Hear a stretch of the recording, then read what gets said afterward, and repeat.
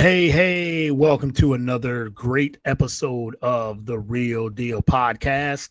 I'm your host, as always, Courtney Harden. Happy Thursday, Friday Eve, whatever you want to say. It is almost Friday. It's almost the weekend. So hope everyone had a good week. But I got a new episode with a great guest, first time guest. So let's do it. Let's get it.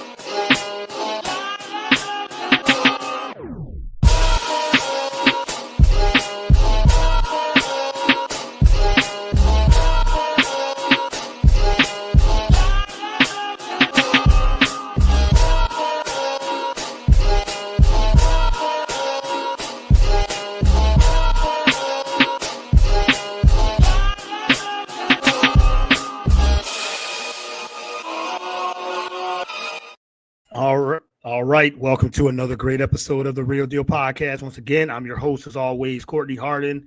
Happy Thursday, August 7th. It is 7 p.m. Eastern time here in Philadelphia. So glad to be back with another great episode.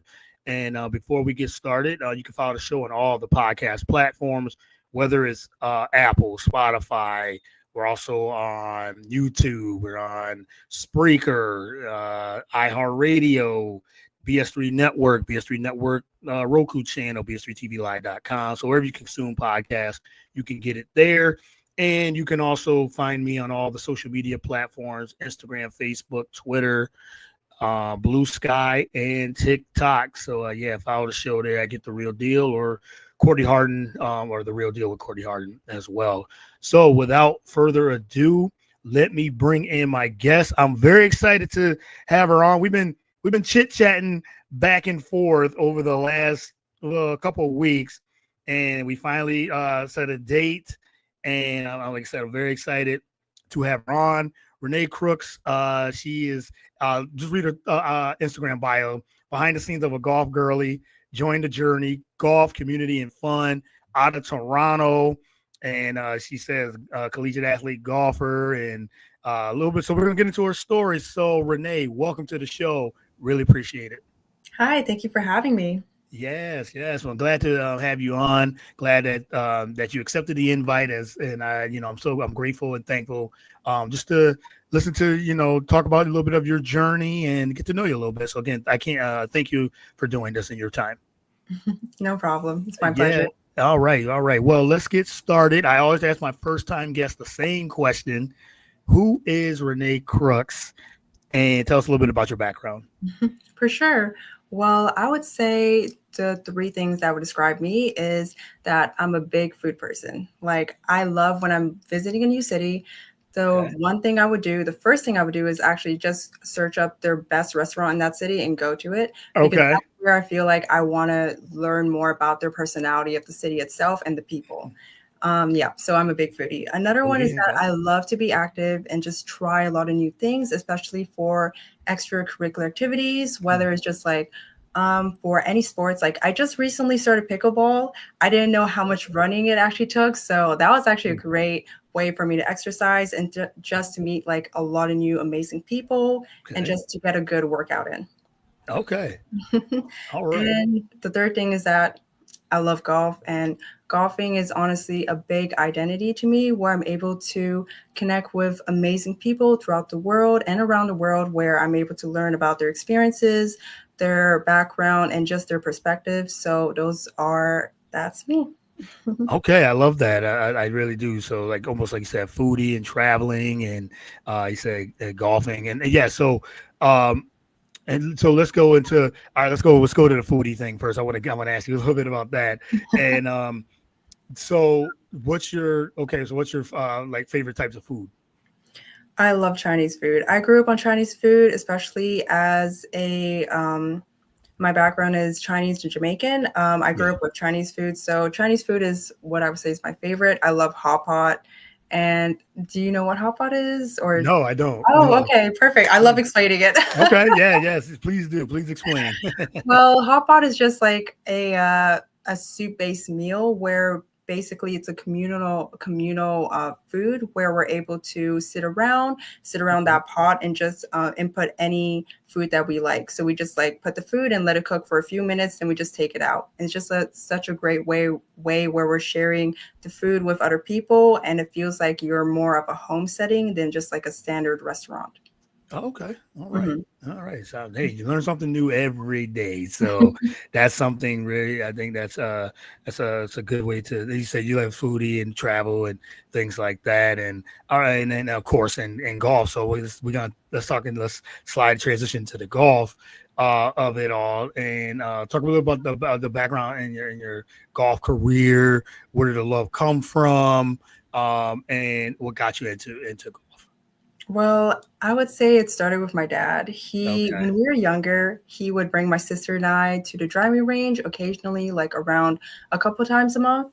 Mm, And we would just mindlessly hit golf balls off the mat, hoping to get contact and to get the ball as far into the range as possible. And I felt like this was such a great way for me to bond with my father and also with my sister, where we're just spending an activity outside, not in the house, like watching TV or anything. We're spending yeah. out time outside doing a physical activity. And it took around like an hour or two to just finish like one bucket. So I just felt like it was such a great moment where I'm able Yeah. to just spend time with my family. Okay. And this always like carried on all the way throughout high school, where I was just occasionally playing golf. But it got serious when he took me and my sister to an LPG event. And this was great because honestly, this was when I knew I wanted to be a collegiate golfer. And because I was so mesmerized and impressed by how these ladies are hitting the ball so accurately and so far down the middle of the fairway or even Yeah. onto the green. So that was when I actually knew I wanted to play golf more seriously. Okay. All right. Well, yeah, it always starts. It's interesting because I think when we get the love of whatever sports either we play or that we like, it Hmm. starts with our family. It seems like it's always every journey, every person's at least sports journey starts with their parents or someone, a mentor, or something like that. And Hmm. I always find it fascinating where the love has come from. As you said, collegiate golf. We'll get into that, but growing up in Toronto. How has what's the sports scene like? I know Toronto's a big city in Canada, but Hmm. talk about this. You said born and raised in Toronto. Talk about that. The sports and what golf is like in Toronto. Well, I would say golf, especially, is very, when you're in the tournament circuit, especially for during my high school days, I was Yeah. competing during the summertime, I was competing at least 3 or 4 tournaments per month. Mm, I see the same girls every time in the tournament, and it's just like such a strong, small community.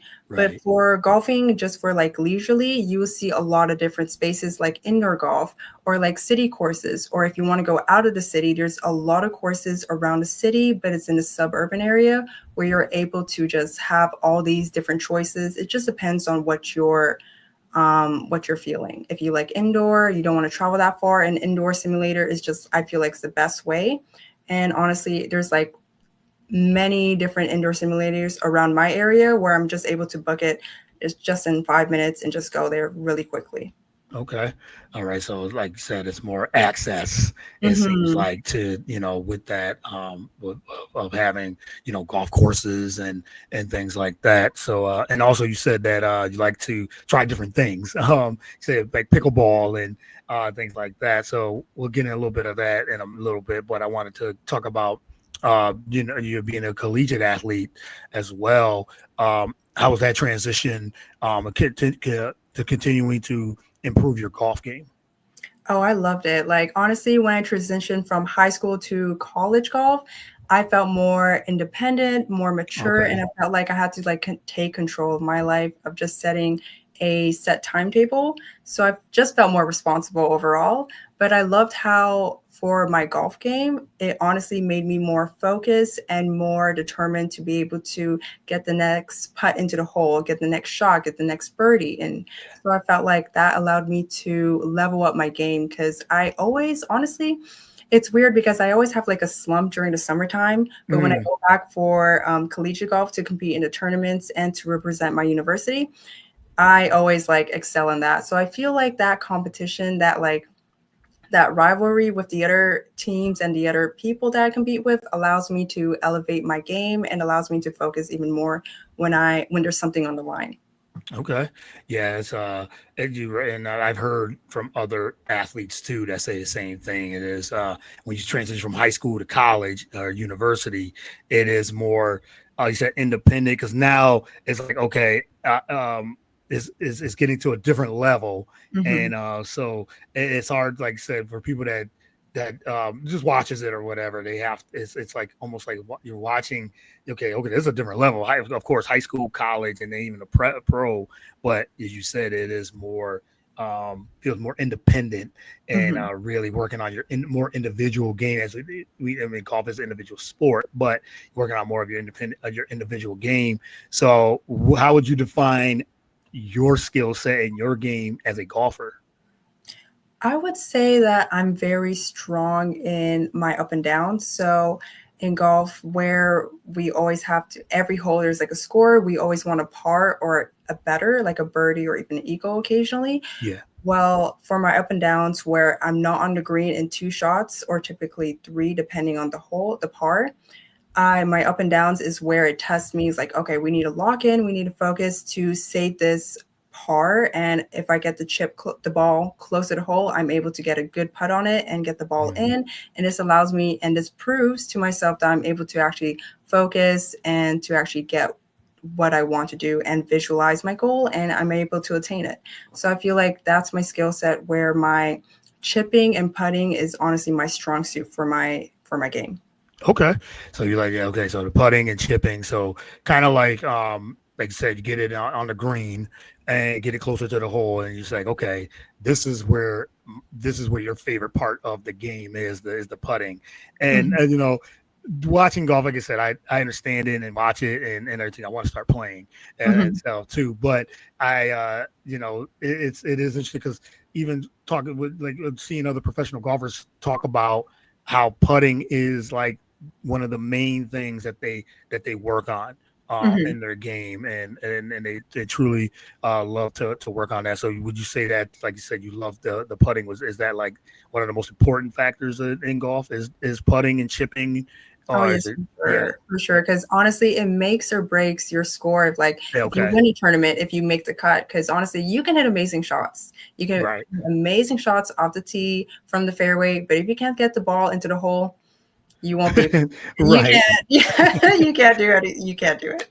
Yeah, yeah, right, and that makes total sense. Especially Mhm. as you said, you could be the best driver. I mean, there's a lot of good drivers. Mhm. There's a lot of good scramblers. I think and that's very important that they're able to adjust to conditions and different conditions and things like that. But as you said, if you can't get the ball in the hole from certain amount of feet, then that just their scores are going to be high and things like that. So you're yeah. So I figured putting, getting those. 'Cause I read was reading your bio that says they say you like to share all the ups and downs and birdies of Mhm. the golf journey of the journey of getting of the golfing journey, and Mhm. it is. He said it's all about those pars and those birdies. So you're thinking, yeah, you got to be able to chip in and to get those chips and get those in. So yes, that's interesting. Like you said, that's probably the most important important part of golf in itself. And you also said you most importantly you want to create a space to connect with and empower other women who love and want to Mhm. get into golf. Talk about the women in golf, how much it's growing, things that you continue to do to have people play more as women playing more. Talk about how important that is. Yes, I love this part of like the conversation where Okay. Yeah. women in golf is just growing exponentially, Mhm. especially from when I started playing golf in high school. I felt like there wasn't such a big community for women in general, where we're just typically it's just a small group. Like you know Yeah. everyone in the game, especially when I mentioned we're in competitions. Like I see everyone like every tournament, I see at least someone I know or a couple ladies I know. Right. And honestly, it's not a bad thing. It's like a nice knit community, but I felt like I always wanted to expand and to learn and to meet other people around. So I felt like these past few years has been growing where, especially where I'm working with the Black women golfers, Mm, that yeah. organization allows women that feel like they don't know where to start. They just go to that organization and they can just learn from there. And I feel like it's such a great way to learn about golf, like holding a club, how to chip, how to putt, how to swing a club, allows them to build more confidence, more experience of just hitting a golf ball, then transitioning on towards the golf course. And then after that can inspire many other ladies from all ages. Like when you're young, when you're old, it's like it doesn't matter what age. You can always pick up a golf club and learn how to swing. Absolutely, and shout out to the Black women golfers Mhm. in Canada. It's a community of Black women learning and loving golf uh, in the GTA established back in 2022. And shout out to Amaya Athill, who I had on the show a couple months ago, actually, and we were talking about and the same thing. She did the this uh, not a program, but this organization, and Mhm. it's just more of, you said, empowering women, and for women of color, Black women learning and loving golf. You said a community, and I know that's very important, and it seems like that is to you too, a community of women in golf, especially women of color and Black women, Mhm. just being able to share their stories, share, help each other out with their golf game, or just learning and things like that. So it seems like yeah, definitely a great, great community to, I'm sure, to be a part of. Yeah, especially when it's, there's like a support base that you can rely on.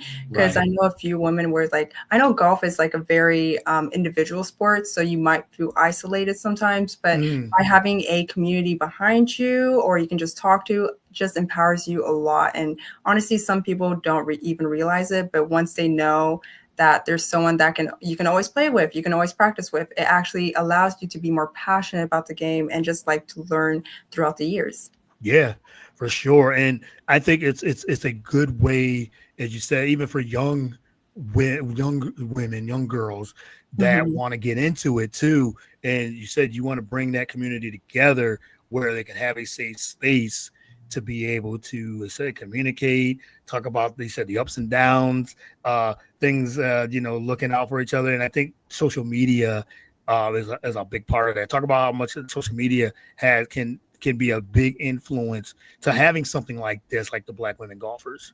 mhm. Yes, I just love how these organizations just allows women in general Yeah. just to be more comfortable. So that's just a great thing I'm seeing throughout the years. Just like even in the States where they have these programs where you can just sign into an email, and then after these ladies will just email you once a week or once a month, like, oh, we're hosting this event. And if you're interested, you can join us. It's at this location, this time. And it's just such a great way where social media and just like the internet allows you to connect with women from all around the world.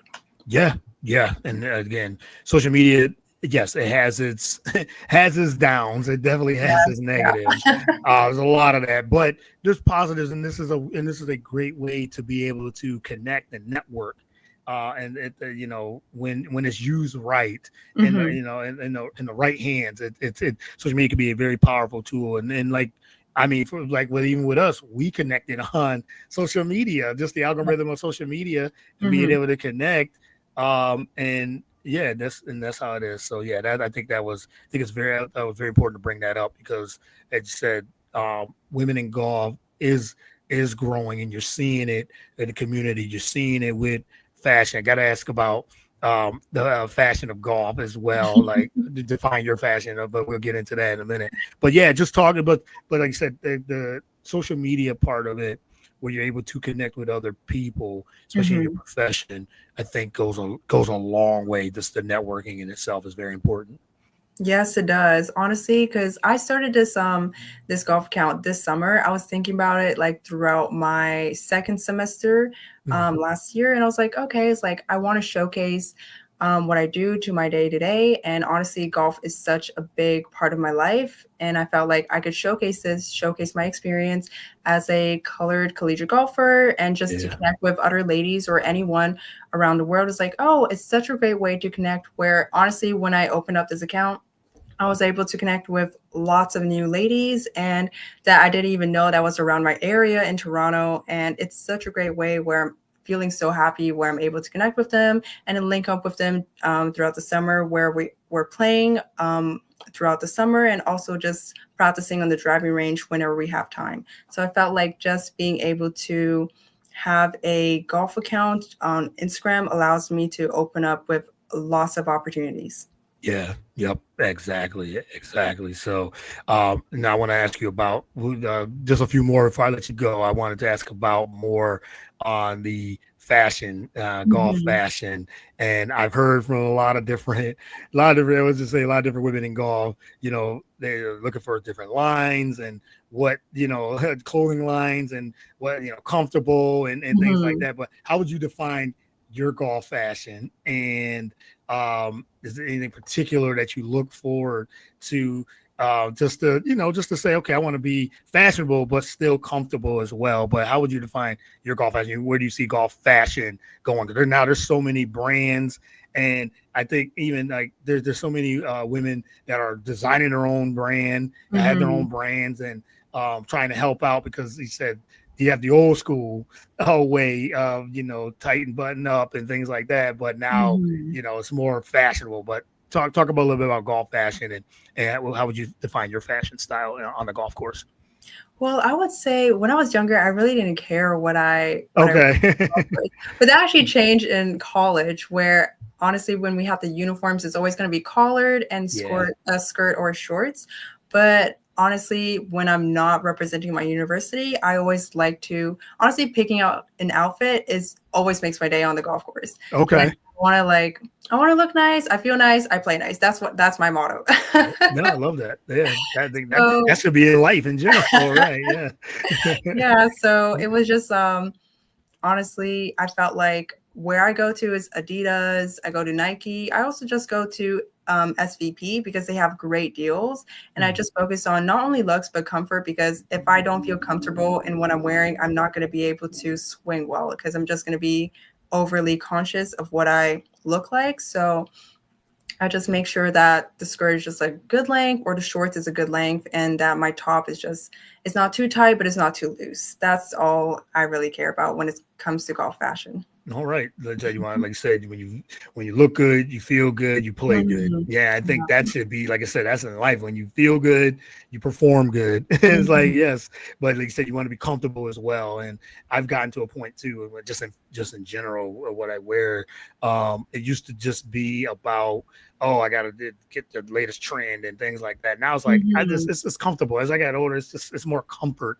Yeah. Still try to look presentable and good, but more comfort than anything. So I'm sure Mhm. when you're on the golf course, you're like, you know what, I still want to look good, but I want to be comfortable too in a way where I can perform as well as I look. That's what I guess is what Yes, it yes, is. for sure. Yeah. Because I honestly sees like some girls for me, I can never play when my hair is down. Like I always have to tie it up. There can't be Mhm. like any flyaways in front of my face. I'm just really picky with that for like all Okay. fashion. Like I feel like girls actually transition for their hairs also, where Mm. they style their hair differently. I do bubble braids all the time.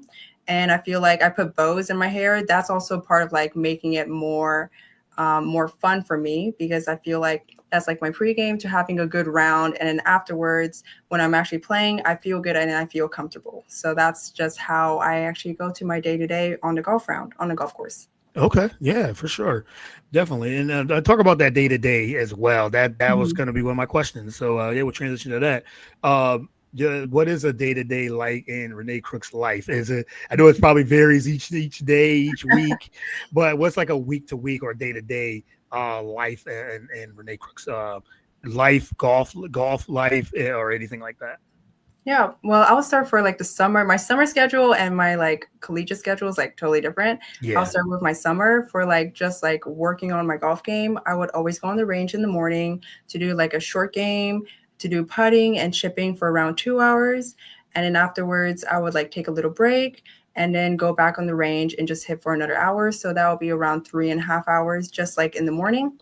Then after I would go back and just relax and do a like at least once every 2 days, I would do a workout and to make sure I'm conditioning myself so I don't really relax when I go back to golf season. And that's honestly did not repeat in the afternoon. So I will also do chipping and putting, or I would play at least 9 or 18 holes. So that'll be throughout the summer. And throughout my collegiate days where I'm representing the university, it depends on my schedule. So wherever I don't have classes, I always practice or I condition myself with the team. So that's what I say would be my day to day. Okay. All right. No, so conditioning for sure, staying in Mhm. shape and and in the best shape you can be in. And Yeah. like you said, just working on your game, just your individual game. And you said putting and chipping and just on the range, just continue to improve. That's what it seems like. That's what you do. And I saw that you've been part of some media too as well Mhm. as well. Talk about that. How much fun is that? Just being part of golf media, going to media days, the Women's Open Media Day, and things like that. Talk about those opportunities that has been presented to you. Well, I would say it was such a great opportunity and such a great experience where I was able to go to the CPKC Women's Open Yeah. Media Day and I was able to meet amazing people and just like even saw Brooke Henderson. It was just like I was in shock, honestly, where I was just like, oh my God, she's so close to me. And it's very like amazing to see how it took so much time and effort for these people to organize what's going to happen throughout the day. And I just like the behind the scenes where there's a lot of cameras, a lot of like timetables for like the management, like what's going to go on for the throughout the day. And I felt like it was a great experience where I'm able to see like, oh, this could be what I do in the future, or if I want to collaborate, like this is like some tips I can like use through in the future what I can do. So it was such an eye opener where I'm able to meet um, these people from various backgrounds and they have like so much experience. And I was able to talk to them and learn a few tips where just like, honestly, these few tips can help me when I'm doing anything for my golf Instagram page. Okay. Yes. Again, as we said, we talk about social media and how much it can definitely help and continue to keep growing your portfolio as well, Mhm. and your platform, and yeah, and I think getting those media opportunities, and you said you took full advantage, and you said just learning and just being there, and now is this will be something you would love to do for full time with with the media and Oh, yeah, yes. yeah. I would love to, honestly, because I feel like being in an office is not really what I really Mhm. want to do in Right. life. I feel like just being on the field, like honestly, just recording, playing golf, connecting with people is what I really aspire to do in the future. Okay. All right. We definitely will be seeing that as well. He said continue to keep building, they said that brand, your brand and things like that. So, and your platform. You also it was at the RBC Canadian Open. I saw back in June. Mhm. Talk about that. I see it on. I've seen the tournaments on TV, and I've never been to a golf tournament. Hopefully playing on it next year because they got I think the PGA is here in Philly next year. Mhm. So I'm looking forward to it. I'm saying I'm trying to get tickets, and even if I got to go to just the Monday, the practice Monday, Tuesday before the tournament actually starts, I'm really pushing for that just Mhm. to be out there. But you said you had a day at the RBC Canadian Open in Canada. So talk about the atmosphere and how that was. Oh, it was very exciting, Mhm. honestly, because I was there for all 4 days. Okay, so you were there a whole week. It Okay. was yes, it was great to see where I was actually working as a first tee coach Okay. before the tournament started, and it was such a great opportunity where I was able to showcase the joys of golf to these kids. Where Mhm. these groups of kids just kept coming in, I was just showing them how to putt, and it was such a great moment to see that these kids are enjoying the game of golf, and they're Yeah. honestly the future in the game of golf too. Yep. And it was nice to see. So it was also right near that area for the first tee area, that was where the pros were hitting, like honestly warming up right beside. So it was nice because the kids could also see what the pros were doing when they're warming up, like chipping, Yeah. putting, and hitting on the range. And throughout the tournament, there was so many people. Like it was exciting and wonderful. Where honestly, these players were surrounded, especially Corey Connors, the Canadians, Mhm. were surrounded. So it was nice to see. I just enjoyed the atmosphere, the food, and just being around these pros to see how they manage on the course, how they swing a golf club. You can learn a lot of things just by looking, just by seeing. Yeah, it seemed like it was a learning experience as well. And you said just being there and soaking it all in, the Hmm. atmosphere just seems electric. And just a golf tournament, as you play in them, but and everything too, and just in general. But it's just like that. It just seems so electric, and yeah, I'm looking forward to seeing what maybe I can get out to a couple tournaments in the future as well. All right, just got one more for you. If I let you go, what is next for Renee Crooks? I know you said going back to college and just continue to work on your game. What else do you have upcoming that you can announce? Anything that you can announce or you want to announce in the next probably rest of the year?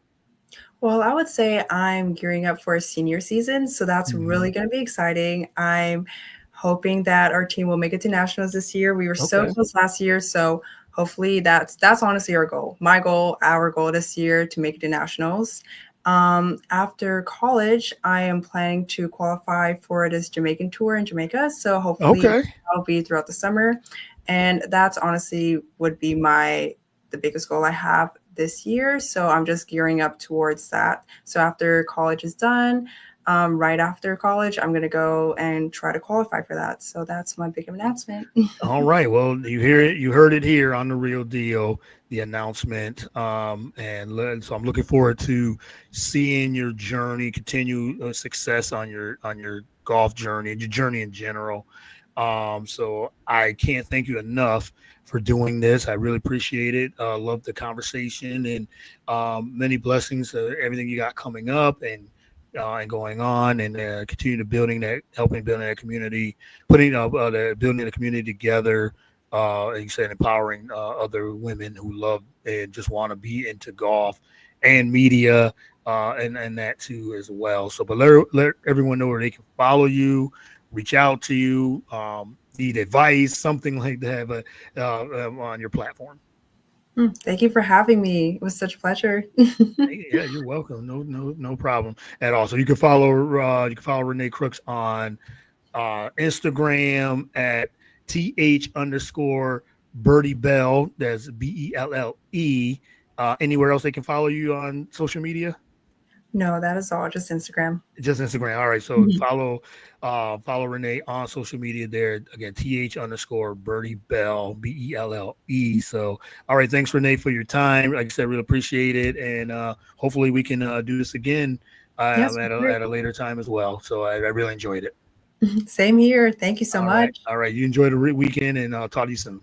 Yep. Talk to you soon. All right. Thank you.